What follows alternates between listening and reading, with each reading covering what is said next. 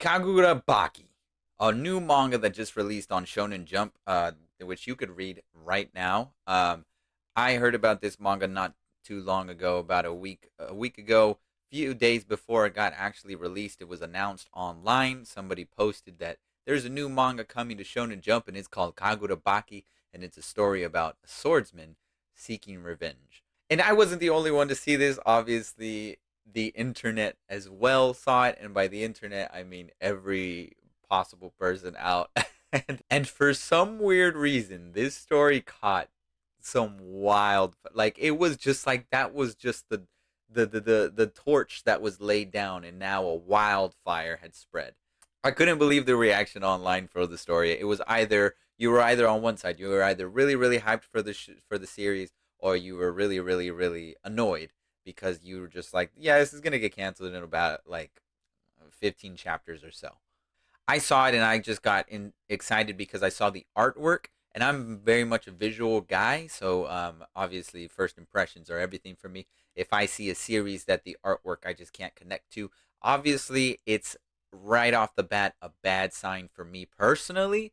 That being said, it doesn't throw me off of the series completely. I still give it a shot, and if the story's oh if the story outweighs the art, then like I said, I'll give it a shot and I will enjoy it for what it is. But most cases, it just tends to be where I can't really handle the art and the story don't coincide.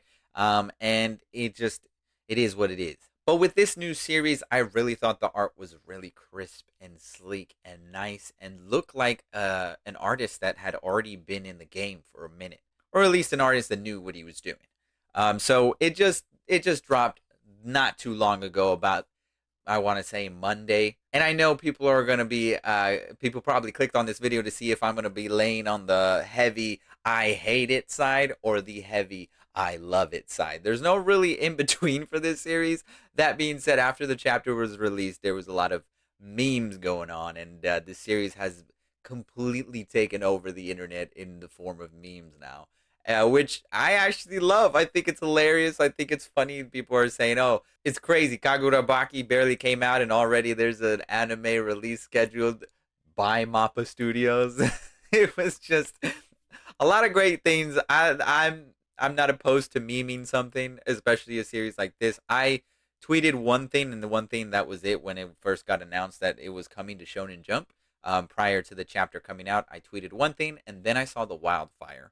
And as soon as I saw the wildfire, that was when I'm like, okay, the single tweet's good for me. That's all I need to put out in the universe. I'm just gonna wait for the chapter to drop. I'm gonna read it like any other person, and I'm gonna give my thoughts on it. I wasn't expecting to actually do a video on it, but because it caught such wildfire and the internet is just in complete, like, a trance with this series for some weird reason, I figured I'd give you my talk about it, because I was gonna wait. I want to say like a few chapters or so, kind of like I did with Kaiju number 8. Which, if you didn't watch that video, go watch the video. I will be doing a full review of the series in bits coming soon, so be on the lookout for that. But I was gonna do a similar thing here with Kagurabaki, where I was gonna sort of read like maybe 3 to 5 chapters, and then give you my thoughts on whether this is gonna be a hit or not.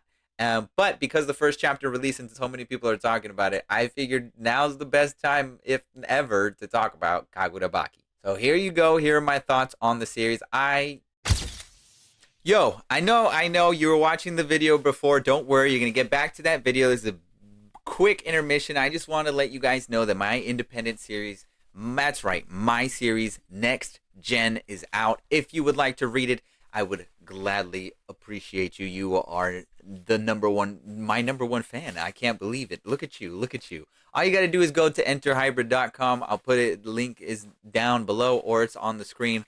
Either or, you got no other way to it. Head to enterhybrid.com. Start reading Next Gen. It's cheap. In fact, I think the prelude might be free. I don't know. Maybe it's not. Maybe there's only one way to find out by you clicking the link. So, again, it's a series that I worked on. It's a series that it's my baby, basically. And getting any support for it would be absolutely astronomically a huge dub.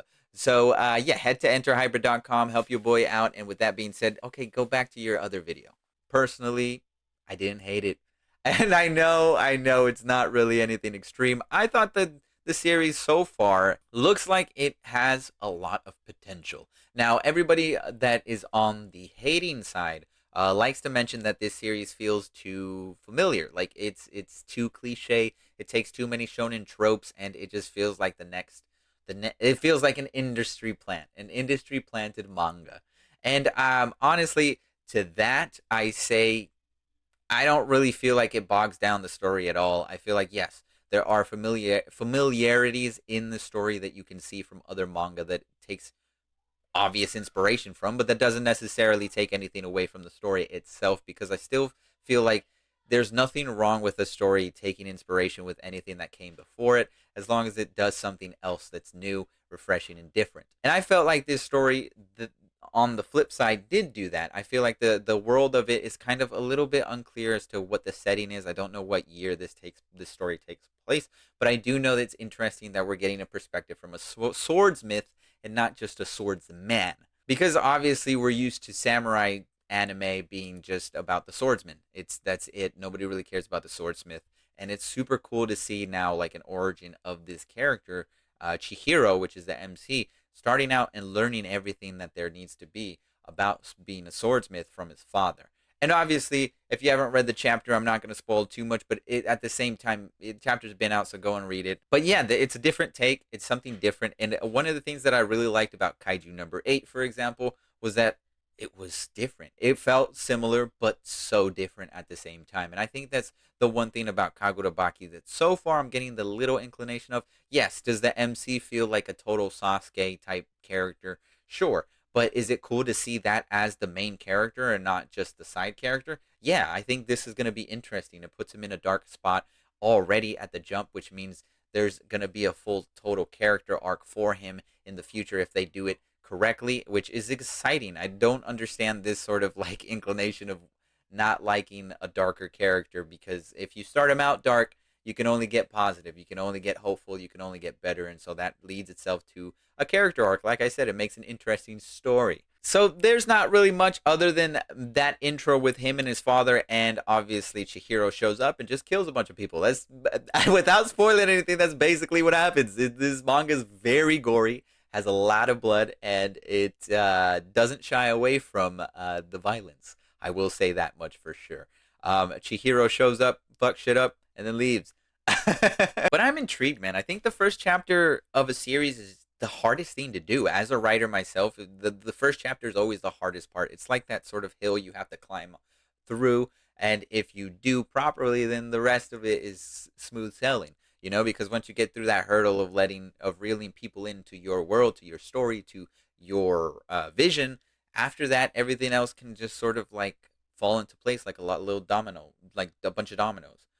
So far for the first chapter, I thought it was actually done all right. It didn't bog you down with too much information as to like lore or backstory. It gave you a glimpse into Chihiro's backstory, but it doesn't weigh it down on you, and it goes into the direct present, and you're sort of get the inclination based on prior series, which is this is a good thing of taking a trope and using it is you don't have to explain too much because people already get the gist. And that's the case here. You just sort of follow Chihiro and you get the gist of what's happening, and that's good because that just means now it's all about exploration. So I'm really hoping that this series actually does well because I'm a huge fan of the artwork.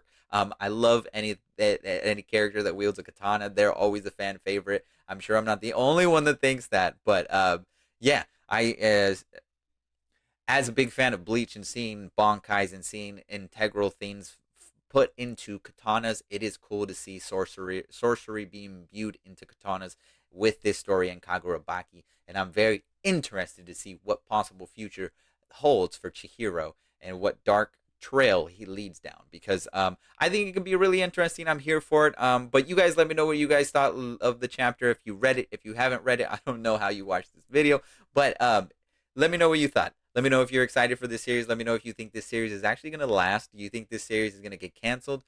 Everybody says it weighs down to what the Japanese audience thinks, and I personally think the Japanese people are going to dig it. Yakuza, katana, magic.